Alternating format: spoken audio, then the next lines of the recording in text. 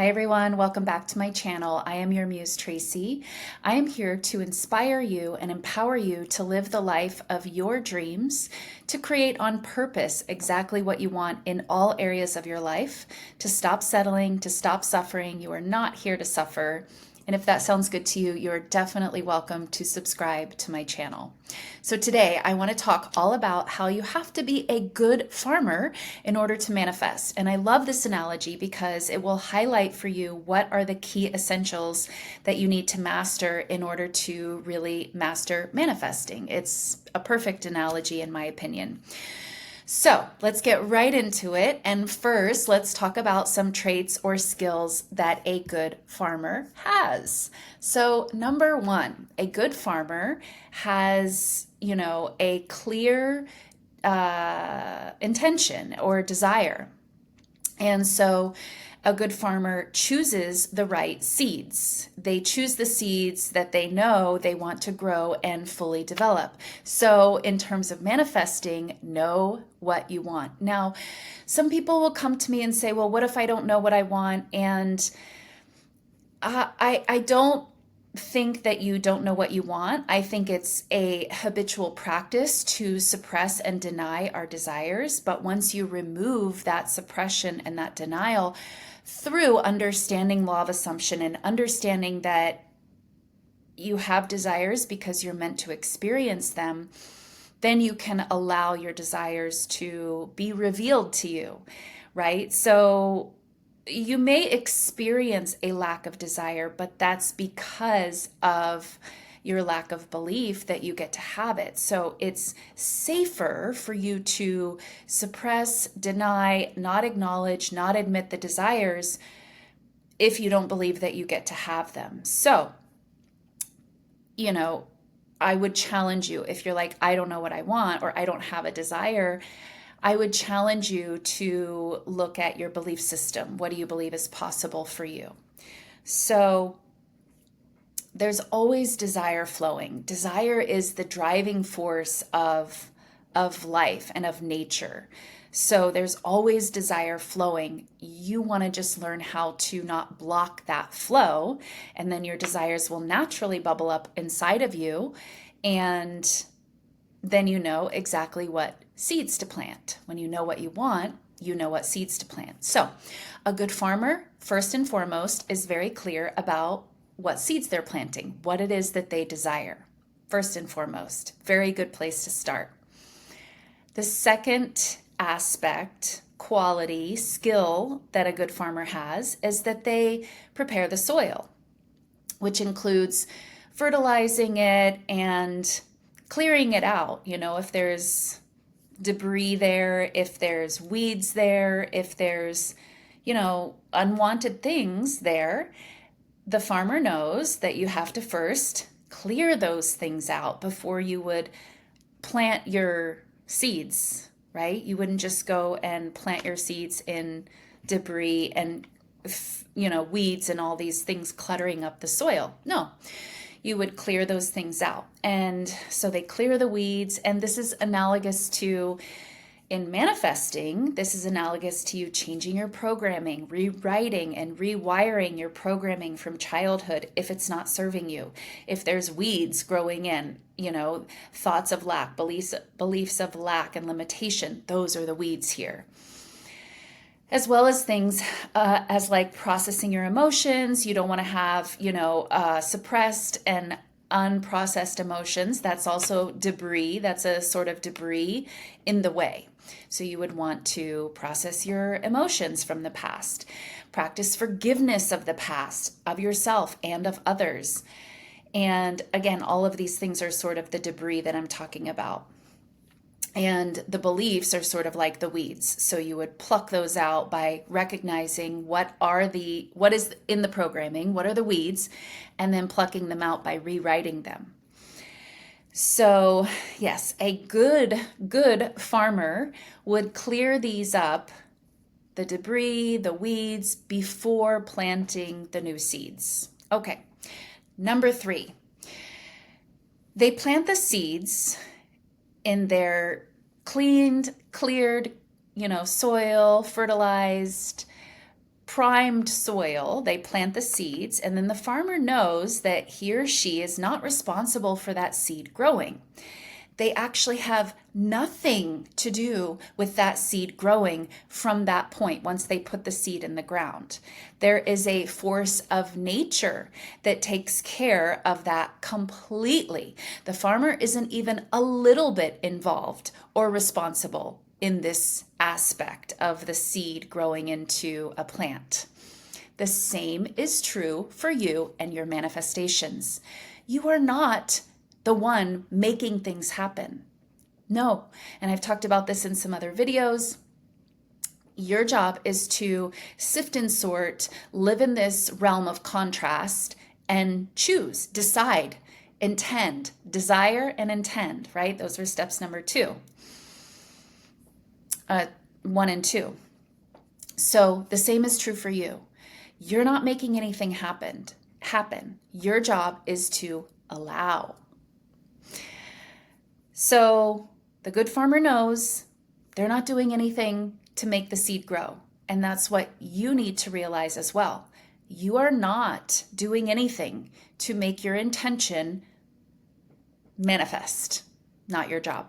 Give it over to, as I referred to it in this analogy, the force of nature. You can call it your soul, your higher self, whatever you want to call it, but it's not you. Your job is to desire, intend, and allow. Okay? So number 4, the farmer waters the seeds, nurtures it, and does so with perfect faith. So once you plant the seed, again, you're not involved in making that seed grow, but you may do things to nurture it, give it whatever it needs, give it water, give it sunlight, just enough, not too much. We're not over watering. We're not overdoing anything, just the perfect right amount. The farmer isn't also constantly digging into the soil to see if the seed is sprouting or growing. The farmer isn't constantly checking for evidence. Is this working? Is this working? Is this working? Is there evidence? Is there evidence? I need evidence. Or maybe I should do more. The farmer trusts in perfect faith that the force of nature, soul, higher self, is taking care of everything. And it may water it along the way. It may, as this seed is growing and sprouting, a weed might pop up beside it. So what does the farmer do? The farmer removes that weed, removes the debris that shows itself along the way. So the good farmer knows that his or her job is done here. He chooses the seed he wanted, prepared the soil, planted it in the fertile ground, waters it, gives it sunlight, and most of all, gives it the space to grow. He's not in there. The farmer isn't in there, constantly trying to see what's happening below the surface of the soil. That will actually disrupt the seed sprouting and growing properly. It needs space. It needs you to just allow. And again, perfect analogy with manifesting. You have to plan it and then give it some space. You can't be in there digging it up constantly, checking to see, is it sprouting? Is it working? Did I do enough? Blah, blah, blah. You have to have an element of faith here and knowing that you're not doing anything to make this seed grow or sprout or develop into the full desire that you had in the very beginning, okay? The force of nature, or you can say your soul, your higher self, the universe, is completely responsible for that part of the process. The 5th one, the farmer goes about other tasks, other duties perhaps, in perfect faith, knowing that he did his or her part and their part is done. And the seed will not grow or the seed is going to grow because that's what seeds do, right? The seed is naturally going to grow. The farmer doesn't have to, put off all other duties that might be around and give all of his time, focus, attention, everything. No, he doesn't have to do that. He knows that the seed will grow because that's what seeds do. And there's a force of nature taking care of that. taking care of that, making that happen. It's not the farmer's job to do that, okay? So the farmer, in a sense, surrenders to the force of nature that is taking over and taking care of the rest, okay? Super brilliant analogy. All of those things that I just described that a good farmer does, that's what you should be doing with your manifestations, okay? Now, let's talk about some things that a good farmer does not do, okay? So, first of all, a good farmer does not worry. Worry that the seeds he chose will not produce what he has chosen the seeds for, right? So, for example, apple seeds produce apples. The good farmer isn't, unsure about what the apple seeds are going to produce. The farmer is not worried and doubtful and, have thoughts that, oh no, what if my apple seeds produce walnuts? The farmer isn't doing that. The farmer knows that apple seeds produce apples. Number 2, the good farmer doesn't plant his new seeds in the midst of overgrown weeds and trash and garbage and debris and basically unprepared soil. The farmer doesn't just walk outside and just, plop the seeds in any old place, right? No, he knows that the time taken to prepare the soil is well worth his time and effort so that he can reap the rewards with his planted seeds. And again, this is analogous to, you taking some time to look at what is in your programming, to look at the weeds that are currently in your garden before you go and plant the seeds that you want to grow, right? So it's well worth your time and investment rather than just wanting to just skip over all that. I mean, I'm sure the farmer doesn't necessarily want to spend time doing that. He just wants to get those seeds in the ground and, get his plan out, whatever it is. Totally. We want what we want and we want it, sooner than later. But the more you approach things in a good way, the better the outcome. So it's, again, well worth it to take some time before you plant your seeds to clear things out. Spend some time looking at the programming, looking at the unprocessed emotions, looking at what you're holding on to, grudges or harboring, ill feelings or even sad feelings or, even regret. And this can be for yourself, very important to acknowledge, for yourself or for other people. Either way, it's debris. It's debris that's in the way. It doesn't really matter. Ultimately forgiveness is for you. But it's well worth it for you to spend some time and effort clearing those things out so that you can plant your seeds and then your seeds have more ability to just sprout right out. And again, the same is true in manifesting. Okay, number 3, he doesn't think that once he plants the seed that he is responsible for making it grow. He doesn't think that there's something that he can do in order for the seed to grow. He knows that there is a force of nature that takes over and does all the work to grow his seeds, his or her seeds. I keep saying his, whatever. His or her, the farmer, whoever it is. You guys are with me on this analogy. And this is very, very, very, very important. This is the very place that I see a lot of people getting tripped up. They think that they are going to make their manifestations happen, or that they have to make them happen, or that they even can make them happen.